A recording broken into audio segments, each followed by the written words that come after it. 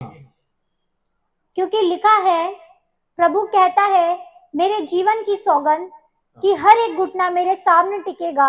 जी हाँ। और हर एक जीव परमेश्वर को अंगीकार करेगी। हाँ जी। इसलिए हम में से हर एक परमेश्वर को अपना अपना लेखा देगा। हर एक जन, फिर से हम सब अपना अपना लेखा देंगे। ये नहीं है कि उसको लेखा नहीं देना पड़ेगा, हम सबको अपना अपना लेखा देना पड़ेगा जी जो।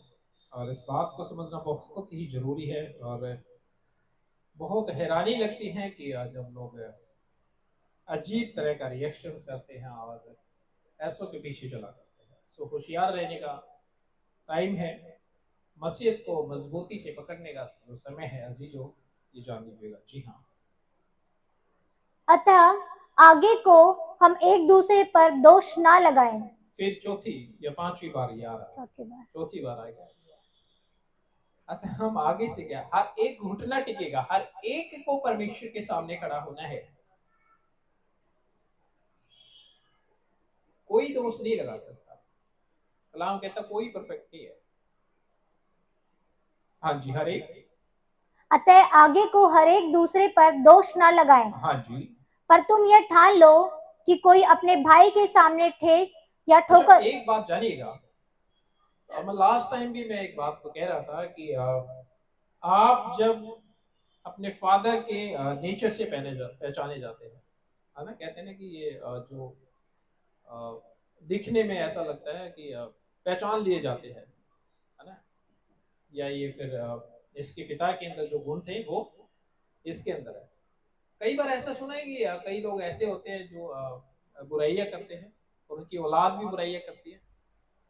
तो कहते हैं जैसा ये जैसा इसका बाप है वैसा ही है। तो आप जानिएगा कि जो नेचर है ना, जो जो पिता से आता है ना, पहला आदम जो है वो जो उनकी औलाद में जो नेचर आया वो बुराई से आया, राइट। क्योंकि आदम हवा से जो बच्चा हुआ उसने अपने भाई को मार दिया था, कैन ने हाबिल को मार दिया था कि वो बुराई आ गई थी। तो बुराई के द्वारा ऐसा होता है, लेकिन जो दूसरा आदम बन के आया प्रभु यीशु मसीह, उसके द्वारा जो हम लोग उसके नए जन्माए हुए बच्चे हैं, है ना, सेंट में तो धर्मी ठहराता हमारे को, तो वो उसका नेचर उसकी औलाद में आ रहा है, उसके बच्चों में आ रहा है। समझिएगा, यहाँ पहचान है परमेश्वर के जनों की, शैतान के जनों की। बहुत सिंपल है। तो नेचर आता है। बड़ा अफसोस होता है कि जब इस तरह के लोगों को, मैंने कहा था कि जैसा प्रचारक है, जैसा सिखाता है, या जैसा खादिम है, या जैसा पास्टर है, ऐसा ही कलीसिया सीखा करती है। क्योंकि समस्या ये है कि वचन को महत्व ना देकर क्या है, पासवानों को महत्व दे दिया गया है। तो मैंने कहा था कि उनकी आदतों को, उनके नेचर को, उनके तरीके को, उनके स्टाइल को, और यहाँ तक कि उनकी जो बुरी आदतों को भी क्या है आज कलीसिया अपनाई जा रही है। मैंने कहा था कि फेवरेट के चक्कर में बहुत लोग जाएंगे। मैं ऐसे लोगों को जब देखता हूँ इस तरह की जो बातें करते हैं, दोष लगाने वाली, बुराई करने वाली, निंदा करने वाली बातें जो वो व्यक्ति कर रहे होते हैं, तो उनके द्वारा जो टीच किए जा रहे हैं, जो लोग हैं, जो टॉट किया, उनको पढ़ाया जा रहा है, वो भी वही भाषा बोल रहे हैं। बड़ी हैरानी होगी आपको अगर मैं आपको दिखा दूं लोगों के वीडियोस। उन्होंने यस बोला क्योंकि वो देखते हैं और मैं रेगुलरली वॉच करता हूँ। सच में बहुत ही है, बहुत डेंजर चीज हो रही है आज। ऐसा व्यक्ति वो दोष लगा रहा है, ऐसे वो दोष लगा रहे हैं और ये कहते हैं, ये दावा करते हैं कि हमने यहां से सीखा है, और बाकी जो कहीं से सीख रहे हैं वो नरक में जाएंगे। बहुत टेंशन।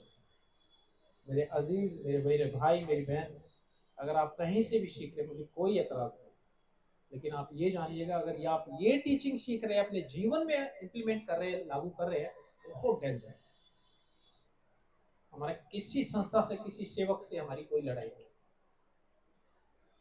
लेकिन आपको टीचिंग लेना है, कहाँ जाना, कहीं भी जाए आप, ठीक है, ये आप सोच के साथ आप टीचिंग ले रहे हैं और आप ये कहेंगे हम इसी तरीके से टीच करेंगे आगे जाके, बहुत बुरा हाल है, बहुत बुराई में फंस जाएंगे आप।